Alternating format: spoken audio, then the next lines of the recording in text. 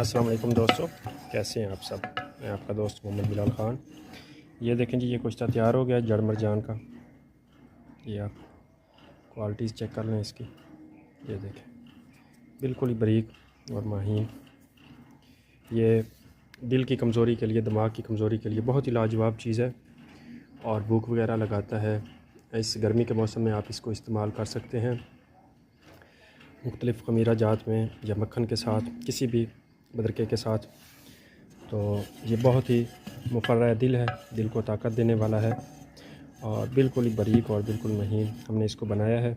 इसकी मुकम्मल वीडियोस भी, फुल वीडियोस आपको मेरे यूट्यूब चैनल हकीम बिलाल ख़ान पे मिल जाएगी।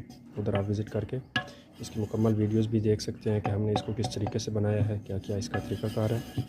बाकी ये दिल और दिमाग के लिए और जो लोग गर्मी का शिकार हैं उनके लिए बहुत ही लाजवाब चीज़ है।